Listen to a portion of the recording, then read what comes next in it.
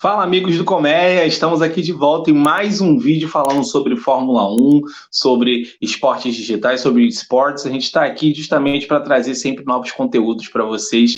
E a gente teve mais uma etapa agora nesse final de semana, que foi o GP de Miami, entendeu? A gente tem algumas coisas para falar sobre o GP de Miami, mas antes deixa eu apresentar aqui mais uma vez, novamente, mais uma semana, meu amigo Fernandão. Então, antes de a gente começar a falar do GP de Miami, né, que já era bem esperado desde antes dele ser concebido no GP no campeonato passado, havia-se muita expectativa sobre o marketing que Miami traz, né, como sendo aquela cidade badalada, próximo do mar, onde tem o estádio onde aconteceu, inclusive, o halftime show mais assistido pós a sua exibição, que é o da Shakira, com a Jennifer Lopez, que já está batendo quase 200 milhões de visualizações. Inclusive, a própria Shakira esteve lá. Exato. Inclusive, é isso aí, meu velho. De visitantes no último GP foi gigante. Tivemos Shakira, tivemos Tom Cruise, que inclusive fez uma espécie de pit stop na Mercedes, né? Tivemos uma ação de marketing do próximo filme dos Velozes e Furiosos. Não só ação de marketing, mas eles também, os atores entraram na pista, deram volta. A Ludmilla meio que participou também de uma forma indireta. Inclusive, ela foi citada pelo próprio... E agora me foge o nome do ator. O que faz o Groot, o Vin Diesel. Olha como é que eu esqueço o nome dele. Vin Diesel citou a Ludmilla na transmissão da Band. Então, foi um GP marcado pelo marketing, né? E acredito eu que isso tenha passado um pouco do que é aceitável para o ambiente da Fórmula 1. Lembrando que a Fórmula 1 é uma elite do automobilismo mundial, e eles têm uma espécie de protocolo antes de começar a corrida, de ter a concentração, de ter o silêncio, de ter aquela conversa entre o piloto e os engenheiros. E não aconteceu nesse GP, né? Literalmente tivemos um show antes de começar, com direito à orquestra, com direito a DJs e com direito à apresentação dos pilotos, coisa que a Netflix já tem feito isso nos últimos 5 anos. Aí antes de começar a falar da corrida, eu queria que você falasse também um pouco disso, porque me surpreendeu bastante, gerou certas polêmicas, e eu não estava nem acostumado com ver com tanta movimentação. Você acha isso bom? Você acha isso ruim?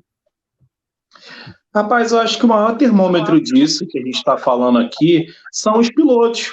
Os pilotos mostraram descontentamento com isso, porque exatamente foi tudo isso que você falou. Esse momento pré-corrida é um momento que para eles é um momento de muita concentração. A gente vê nas transmissões como os pilotos ficam concentrados dentro do carro, ainda no cockpit, entendeu? E aí depois, quando eles vão para a pista, eles também estão concentrados ali, falando poucas palavras com alguns dos engenheiros, com algumas pessoas da equipe, e você ter literalmente um show, entendeu? Antes disso, eu acho que tira um pouco o foco da corrida. Miami já não foi uma corrida polêmica como a gente teve as outras 4 etapas do ano. Já não foi uma corrida com muito... com um diferencial muito grande. O máximo que a gente teve de diferencial, a gente vai falar que foi um pouquinho mais para frente, que foi a classificação, que terminou de um jeito meio atípico, e aí a gente teve um grid de largada completamente diferente do que a gente imaginou. Mas eu acho que o excesso de marketing, resumindo, é prejudicial, entendeu? Eu acho que a Fórmula 1 já tem um marketing incrível nas cidades em que ela vai. A Fórmula 1 está investindo nos aplicativos digitais, entendeu? Para trazer essas pessoas para mais próximo. Então, eu acho que já está sendo feito marketing suficiente para que a gente consiga promover essa que é a maior categoria de automobilismo mundial.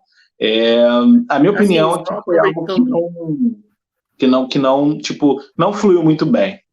Eu acho que faltou um pouco de coordenação, acho que foi um pouco over, porque todo mundo sabe, assim, quem não sabe, né, quem não acompanha, durante muitos anos a Fórmula 1 não esteve presente nos Estados Unidos, que é um dos maiores mercados consumidores de quase todos os produtos que você possa imaginar. Lembrando que os Estados Unidos tem sua própria categoria, que é a Fórmula Indy, e não apenas a Fórmula Indy é popular lá. Temos a NASCAR, temos corrida de rua. A NASCAR é sensacional. Nós temos milhões de corridas. E lembrando que se eu não me engano, nos anos 2000, ali entre 2000 e 2010, tivemos aquele fiasco que foi o protesto das equipes contra as marcas de pneus. Na época tinha uma briga entre a Bridgestone e a Pirelli, e tinha... E a Pirelli. Não sei se a Michelin ainda estava nessa briga. Eu sei que teve uma briga entre a Bridgestone e a Pirelli, estava no meio, e algumas marcas se sentiam um pouco... Uma marca chegou até a avisar que ela não conseguiria entregar pneus de extrema qualidade para o GP de Indianápolis, que eles corriam parte daquele circuito oval, e o circuito oval exige muito dos pneus, dos freios, então havia um risco. Então, assim, eles fizeram o GP em Indianápolis, que é o templo do automobilismo nos Estados Unidos, e só 6 carros, se não me engano, correram. Foi um fiasco total. Acho que foi a única vez que a Minardi marcou ponto, e a Fórmula 1 tem essa mácula na sua história. Mas, assim, a Fórmula 1 também é uma excelente porta de entrada para consumo de alguns produtos que lá de não consomem. Por exemplo, algumas marcas, como a Alpine, que a gente vai falar um pouco mais à frente, não tem representação nos Estados Unidos, né? Enquanto outras marcas têm uma representação muito pequena. Então, assim, eles aproveitam o Grande Prêmio para falar das marcas, para falar da sua trajetória, para falar que é importante investir neles, que a Fórmula 1 também precisa de investimentos. E uma das ações que a Fórmula 1 traz junto com seus grandes prêmios é um famoso GP Week, né? Que inclusive vai ter uma edição aqui no Brasil, que já iniciaram, inclusive, hoje a gente está gravando dia 9, né? As vendas começaram hoje e vão ter atrações como Switch House Mafia, que é uma excelente banda de música eletrônica, a Halsey, o Machine Gun Kelly e o JXDN. O GP Week vai acontecer durante a etapa do Brasil, que vai ser em novembro, mas em vez de ser no autódromo, vai ser no Allianz Parque, que é uma das ações que a Fórmula 1 promove para trazer um público completamente diferente e inserir a cidade naquele momento. E é uma das coisas que eu gostaria muito que a Fórmula 1 viesse para o Rio de Janeiro, porque eu acho que o Rio de Janeiro tem muito a ver com isso, né? De festividade.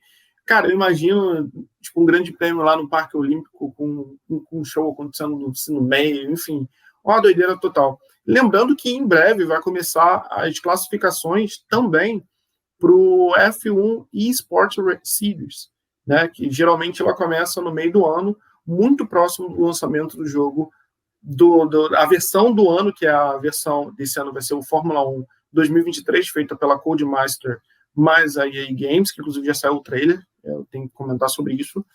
Então, assim, a Fórmula 1 já tem essa volta toda para vocês verem, antes de começar a falar de corrida, para mostrar quantos tentáculos a Fórmula 1 tem de atrair atenção. Só que o que foi feito em Miami nessa edição, talvez por conta de ser naquele estádio que pertence à Hard Rock, por ser na cidade onde muitas pessoas que trabalham com marketing moram, onde muitas celebridades moram, talvez eles queriam fazer uma coisa diferente e, nossa, foi demais. E a gente viu reclamações de pilotos como Max Verstappen, como Lando Norris, inclusive ele deu uma declaração de que, nós somos pilotos, as pessoas vêm para ver a gente e parece que cada vez mais a gente tem que fazer mais e mais e mais e mais. E, na minha sincera opinião, acho que você desconcentrar um atleta antes de ele entrar numa competição já é algo muito bizarro.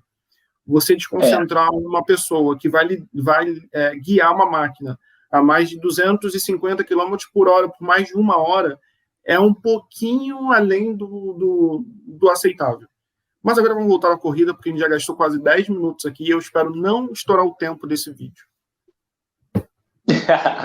A gente não vai estourar, só concluindo, eu acho que com tudo isso que você descreveu, a gente sabe que como a Fórmula 1 não precisava ter um GP tão midiático como foi o GP de Miami, entendeu? A Fórmula 1 não está trabalhando só nas pistas, ela está trabalhando principalmente fora das pistas também, com o Fórmula 1 Week, com os jogos, entendeu? Então acho que a gente realmente não precisava de um GP tão midiático, mas passou. Entendeu? Passou. Agora vamos para a corrida. Você chegou a ver a classificação?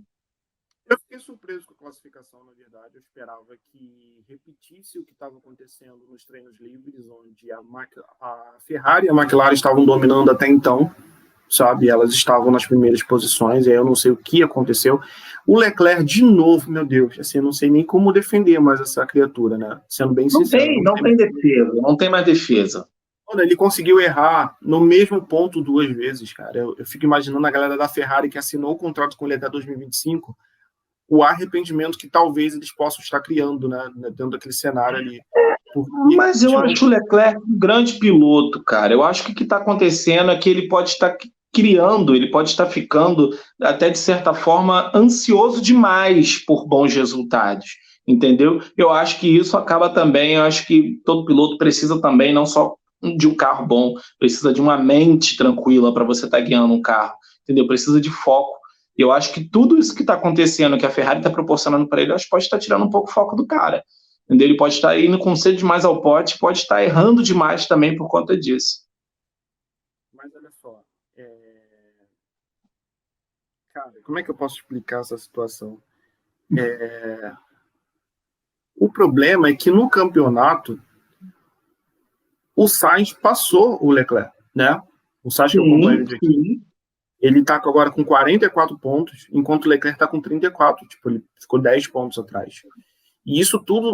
Tipo, Leclerc, todo mundo sabe que o Leclerc era a grande promessa da Ferrari e que o Sainz chegou depois. Só que o Sainz está se provando mais consistente. Quando o carro não quebra, o Sainz entrega. Isso é fato. Ele está entregando o resultado. Equilibrado. Está se provando um piloto equilibrado, coisa que o Leclerc está se provando que não é. E aí eu vejo que é mais um ciclo de... Como é que eu posso explicar? De investimento e frustração que a Ferrari passa. Porque depois da era Schumacher, veio a era Raikkonen, que foi uma era que deu 2 campeonatos para a Ferrari. Veio a era Massa, que o Massa quase foi campeão, inclusive numa... Foi muito competitiva, a Ferrari foi muito competitiva com o Massa, mesmo sem título. E depois da era Massa, que ela trouxe o Alonso para ser um corredor de peso, ela nunca mais conseguiu. O Alonso, além de ter criado muitos problemas dentro da Ferrari, tipo de inimizade, ele não conseguiu, ele chegou muito próximo, mas ele não conseguiu. Depois veio o Vettel, também não conseguiu. E todo mundo apostou muito no Leclerc. O Leclerc, quando o Vettel ainda estava na Ferrari, ele dava muito mais, como é que eu posso dizer, pontuação, prestígio, o que mais. Só que quando ele se tornou principal, mudou, sabe? Parece que desligou a chavinha, enfim. Fora que a própria Ferrari passou por muitos problemas internos, além do Leclerc. Só que o que está acontecendo nesse campeonato é que, mesmo quando ele sai na pole, ele consegue perder para ele mesmo. Eu achei que seria um campeonato completamente diferente e eu estou vendo que não, infelizmente, porque eu gostaria de torcer para ele com mais segurança, mas eu não consigo. O que provou isso foi a última corrida na Austrália, onde ele foi pole tanto da Sprint Race como também da corrida principal. E ele não conseguiu chegar na frente nenhuma das duas, mesmo a Sprint Race sendo uma corrida de tiro curto, entendeu? Vou fazer uma previsão aqui, vou fazer uma previsão meio escabrosa. A gente tem 2 corridas agora no mês de maio, as próximas na Itália.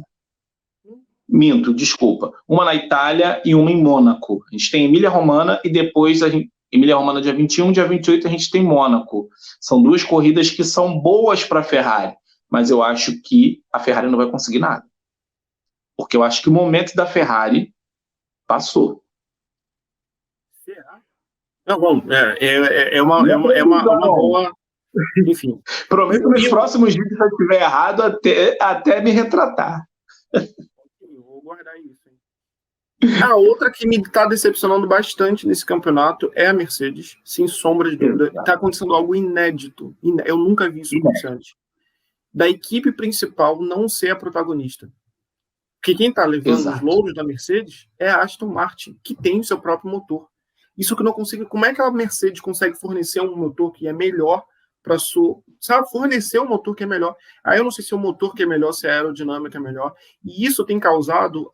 Olha a bagunça que causa no campeonato. Nós temos o Verstappen com 119 pontos, que é um outro ponto que eu vou tocar mais à frente. O Pérez com 105 pontos. E em terceiro lugar, vem o Alonso com 75. O Alonso é a terceira força desse campeonato. Que logo em seguida vem o Hamilton com 56 pontos. E por mais que o Russell faça boas corridas, ele não consegue ficar à frente do Hamilton muito tempo. E outra coisa que eu queria só abrir um parênteses antes de passar a palavra, é que é impressionante como o Hamilton tem uma evolução gigantesca durante as corridas. Ele saiu lá se não me engano, foi a 12ª posição, foi abaixo dos 10. E ele terminou a corrida em 6º. Não é fácil fazer isso. E eu digo isso com propriedade, porque, assim, não é que eu seja piloto de Fórmula 1, mas eu jogo o jogo do Fórmula 1 2022 e é muito difícil. É muito difícil você ter uma consistência para você ultrapassar tantos carros e você terminar em 6º. E, assim, eu acredito que ele só terminou em 6º porque a diferença entre Verstappen... deixa eu ver como terminou aqui a corrida. Pilotos...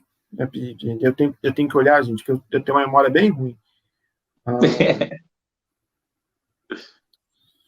Classificação. Vamos lá. Terminou o Verstappen em primeiro, o Pérez em segundo, em terceiro veio... pois é. Em terceiro veio o Alonso. Sim. E depois foi uma grande distância entre eles. Eu acho que se não tivesse tido essa grande distância, o Hamilton conseguiria alcançar ou tentar ultrapassar mais pessoas. Então, assim, sempre uma evolução muito grande. Não é à toa que ele está com 56 pontos. O que você acha? Rapaz, eu acho o seguinte, o Hamilton fez uma coisa que eu vi poucos pilotos fazer, que você sair de posições ruins tão lá atrás e você fazer esse tipo de recuperação é muito grande, é muito importante, entendeu? Eu acho que Vettel fazer isso uma vez e eu vi o Massa fazer isso também uma vez. Fazer isso de sair das últimas posições e galgar até. Acho que se o Hamilton tivesse um carro melhor, tivesse uma Mercedes melhor, porque a Mercedes também está errando no seu carro, a prova disso é o que o motor Mercedes está fazendo na Aston Martin e o que o motor Mercedes não está conseguindo fazer na Mercedes. Se ele tivesse um carro melhor, ele com certeza estaria disputando as primeiras posições, mesmo com um carro tão irregular. O Hamilton já esteve no pódio esse ano, então ele estaria em muito mais pódios e disputando. Eu não sei se de igual para igual com a Red Bull. A Red Bull está muito bem, o Grande Prêmio de Miami sinalizou isso numa bandeira verde muito, muito clara, entendeu? Mas eu acho que estaria no lugar do Alonso, por exemplo, entendeu? A gente teria uma Mercedes melhor do que a Aston Martin, sem dúvida, entendeu? Porque a gente sabe que o Alonso está bem, mas também muito por conta de ser um bom piloto, porque a gente vê que o Stroll não corre nada e eles dirigem o carro da mesma equipe, entendeu? Então, eu acho que se a Mercedes tivesse melhor, tivesse mantido o nível, eu acho que quem estaria aí em terceiro lugar nesse campeonato seria o Lewis Hamilton. Nossa, que fase que a gente chegou aí. Vamos combinar, que fase. Que fase. Na verdade, eu estou muito curioso para saber como é que vai ser a próxima temporada do Drive to Survive. Porque, cara, a Mercedes tem muita coisa para explicar para o público que ficou fã deles, né? Que foram 10 anos de... Claro. Mas agora vamos avançar para a parte que eu mais queria comentar dessa corrida, que é a rivalidade entre Pérez, que eu avisei no último vídeo. Eu deixei isso claro e estourou um monte de notícia que o Pérez é o principal rival do Verstappen nesse campeonato. E, assim, eu acho que a Red Bull, para evitar uma briga na pista, fez um jogo de equipe ali para favorecer o Verstappen, porque acho que se demorasse mais um pouquinho, o Pérez teria mais vontade. E outra, o Pérez é rancoroso. Eu falei que ele era de aquário, eu falei que tipo, ele é igual aquele funk da MC Paty, se estiver ouvindo aí, bota seu som para tocar. Que tá tranquilo, tá ligado? Na sua, valeu, te pego na curva. E é exatamente isso que ele tá cantando. E assim, se o Verstappen bobear, é uma quebra de carro, cara, o Pérez vai por cima. Eu acho que esse campeonato é o que aconteceu entre o Hamilton e o Rosberg no campeonato de 2016. Exatamente. O Rosberg é exatamente o estilo do Pérez, né? Não é o cara de aceitar muito ficar, tipo, recebendo ordens. É lógico que o Hamilton era muito melhor que o Rosberg, entendeu? Mas eu acho que a gente está vendo mais ou menos a mesma disputa, o mesmo estranhamento. E eu acho que o Pérez não vai aturar ficar recebendo ordem de ficar atrás do Verstappen, não, tá? Eu acho, sinceramente, que essa briga tem tudo para ser a real disputa do campeonato. fiquei muito feliz de ver como a torcida torceu pro Pérez em Miami. Eu já estava prevendo isso. Demais! Porque muitos milionários mexicanos moram nos Estados Unidos, ou eles moram na Califórnia, ou eles moram em Miami, porque é o mesmo clima, tem praia. Enfim, e querendo ou não, o Pérez, ele tem aquele lance de que todo latino vai torcer pro Pérez, todo hispânico vai torcer pro Pérez, todas as pessoas que falam espanhol, que é um idioma muito falado no planeta todo, vai torcer pro Pérez. E, sinceramente, entre Max Verstappen... Eu vou torcer pro Pérez. Eu vou torcer pro Pérez. E é isso. Sempre. Não tem essa, entendeu? Nem holandês o Verstappen ele é belga. Pô, pelo amor de Deus. Bom você ter tocado nesse assunto. Cara, belga? Ele corre com a bandeira dos Países Baixos, mas ele é belga de nascimento. Tá vendo? É um cara todo errado. Eu não gosto de esconder as coisas. Se eu tiver que torcer para outro piloto sem ser o Verstappen, eu torço mesmo. E aí, a gente tá aqui para torcer. Não sou árbitro da Fórmula 1, então é isso. Falo mesmo. Ninguém engoliu o campeonato que ele ganhou no tapetão do Hamilton. Não, isso não me desceu. Não me desceu. Ninguém engoliu, nem vamos. Mas, assim, brincadeiras à parte, mas nem tanto, cara, o Verstappen ele mostrou que ele é o piloto a ser batido, porque, tudo bem, a Mercedes, a Fórmula 1, a Red Bull ajudou ele, né? Só que ele ele mandou bem. Mas a torcida torceu pro Pérez, e assim como eu, né? Exatamente. O Verstappen provou que entre as Red Bulls ele tem um carro mais rápido. Essa é a verdade, entendeu? Os dois carros eu acho que são carros rápidos demais, são os carros mais rápidos do campeonato, mas eu acho que o Verstappen provou que ele tem um carro mais rápido. Então, se o Pérez der mole, se o Pérez errar alguma coisa, o Verstappen vai sempre estar na frente. Não, Marcelo. Eu acho que, por exemplo, na corrida de Miami, por exemplo, o que fez o Verstappen passar o Pérez foi que ele estava com pneus novos. Ponto. Teve esse adendo, sim. Teve esse adendo, é verdade. Em outras corridas, o Pérez está mais rápido do que o Max. Aconteceu que teve um jogo de equipe que acabou favorecendo o pit stop do Max Verstappen em detrimento do Pérez. Porque ficou claro que o Pérez não vai ficar segundo piloto. Eu acho que o que aconteceu no ano passado, eu falei para você que ele guardou rancor, ele guardou um ranço do Max Verstappen, é o seguinte: no ano passado, para quem não acompanhou a Fórmula 1, o Max Verstappen foi campeão assim antes do tempo, né? Se não me engano, foi 5 corridas para o final, ele já era campeão. Foi. Ele nadou de braçada no passado. Só que, no segundo lugar, o Leclerc ainda tinha chance de se tornar o vice-campeão, então toda a Red Bull meio que se voltou para o Pérez para que ele fizesse a dobradinha, né? Exato. Para eles é muito mais vantajoso ter 2 pilotos encabeçando a lista final, classificação final do campeonato. Para quem não entende muito de Fórmula 1, quando você termina o campeonato em primeiro lugar, e o seu piloto e o vice são o primeiro e segundo, o seu prêmio aumenta. E isso, cara, isso muda muito a dinâmica das coisas. Muita coisa. Talvez muito do avanço tecnológico que a Red Bull esteja passando nesse campeonato é fruto do vice do Pérez também, entendeu? Só que o que acontece? Como o Verstappen já era o campeão, na teoria ele deveria ajudar o amigo para ele se tornar vice-campeão, porque ele já tinha ganhado. E o Max não quis isso, né? Ele quis ganhar e ponto.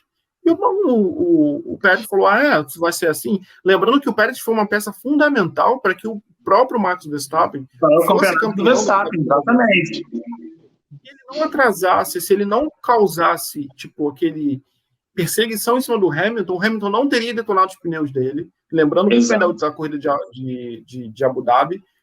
E talvez, mesmo com toda aquela falcatrua, porque a Netflix mostrou falcatrua que aconteceu no final do campeonato de 2020,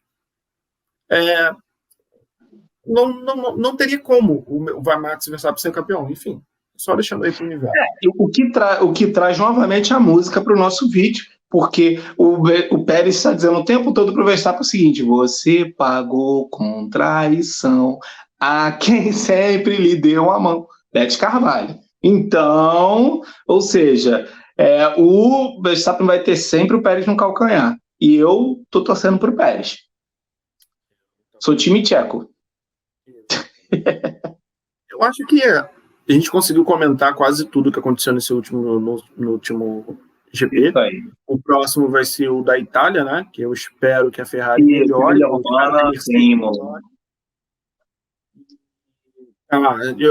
No próximo vídeo, basicamente, já teremos mais informações sobre o Fórmula 1 2023, assim eu espero.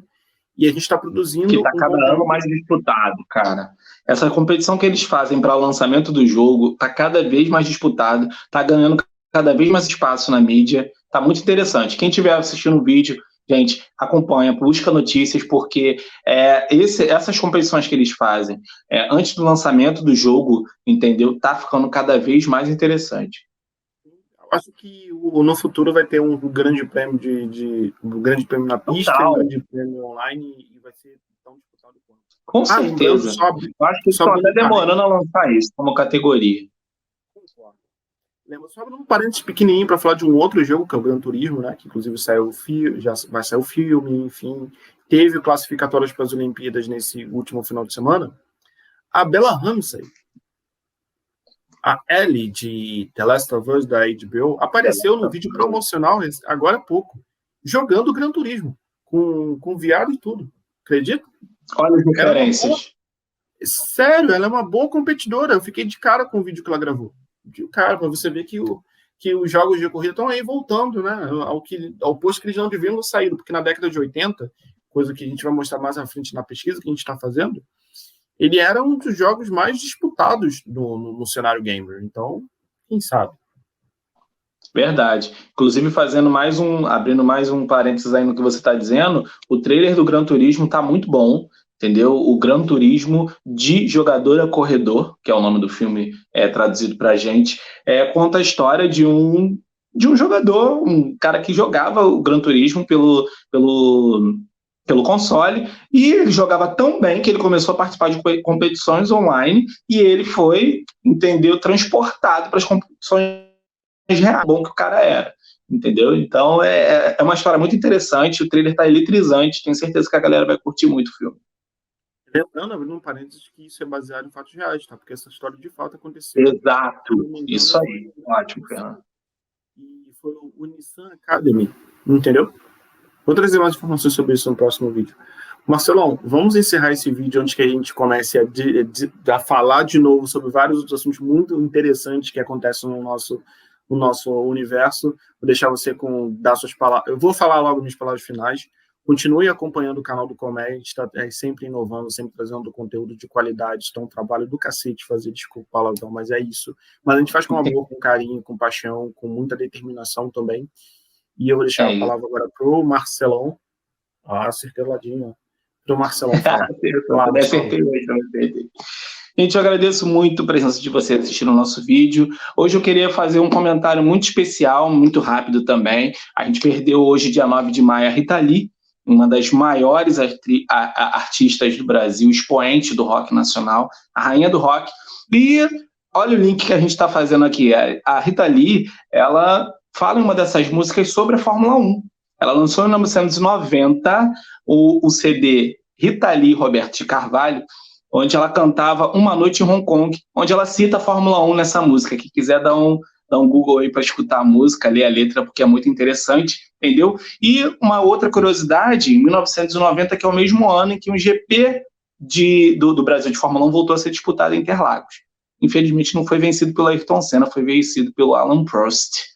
A pedra no sapato do Senna, mas é uma curiosidade legal. Obrigado a todo mundo.